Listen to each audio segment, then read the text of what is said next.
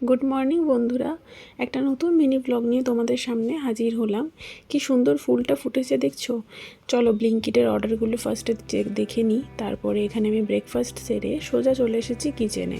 মাছগুলোকে প্রথমে খুব ভালো করে ভাজা ভাজা করে নেব, তারপরে বাকি রান্নাগুলো কমপ্লিট করব। এখানে নিম বেগুনটা হচ্ছে, আমার মাছের ঝোল কমপ্লিট আর ভাতও হয়ে গেছে। এই হচ্ছে আজকের মেনু।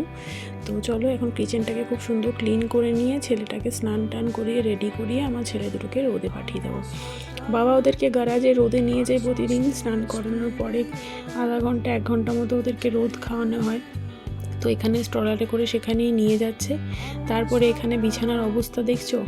যাদের ঘরে ছোট বাচ্চা আছে তাদের বিছানা আশা করি রাত্রে শোবার পরে এরকমই হয়ে যায়। তো এগুলোকে এখন আমি খুব সুন্দর করে গুছিয়ে রাখবো। জিনিসপত্র যেগুলো তেল মাখানো ব্রাশ সেগুলো আমি জায়গা মতো রেখে দিলাম। তারপরে এখানে আগের দিনে যে জামা কাপড়গুলো সেগুলোকে ফোল্ড করে সুন্দর করে গুছিয়ে রেখে দেবো। তারপর বেডটাকেও ম্যাজিকের মতো ক্লিন করে নিলাম।